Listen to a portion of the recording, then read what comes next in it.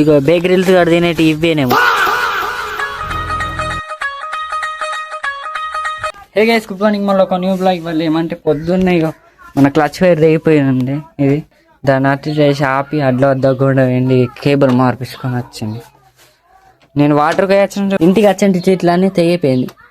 ఇప్పుడైతే చేనులకి అయితే పోతాను. మీకు ఈ చెట్లు పెట్టా, మన మామిడి చెట్లు ఉన్నాయి, కొబ్బరి చెట్లు ఉన్నాయి. ఇవి చేనులోకి అవి పెట్టి రాలి. నేను వర్షం పడ్డది అయితే కొంచెం 10 నెలలు ఎక్కువ ఉంటాను. ఇప్పుడైతే చేనులోకి వచ్చినాను.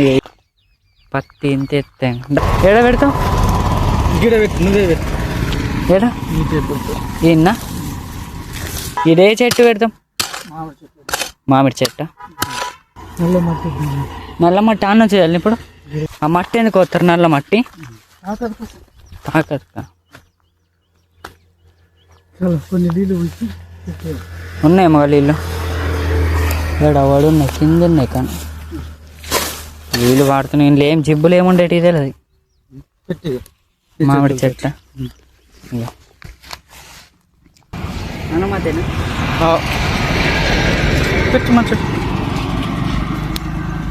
ఇంత లోపలికి సరిపోతా సరిపోతాయి. ఇంకేం మట్టి కొంచెం పోయి మట్టి పోయి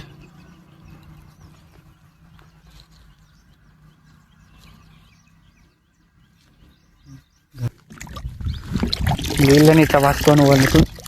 ఆల్రెడీ పొక్కలు ఉన్నాయి దీనికి. నుంచి గిన్నె నీళ్ళని ఇది కూడా వాళ్ళకి పొక్కలు పడ్డది. మట్టి నల్ల మట్టి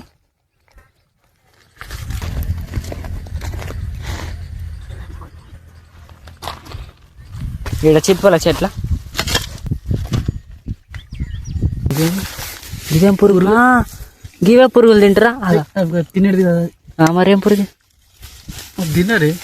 ఇది పట్టదు కదా. ఇంత చెక్కలలో పెరిగేటి ఇవే పురుగేమో. ఇక బేకరీలు కాడ తినేటి ఇవేనేమో.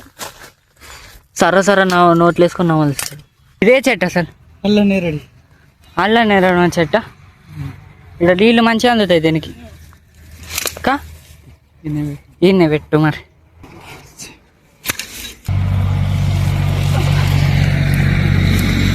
అల్ల నేరడి చెట్టు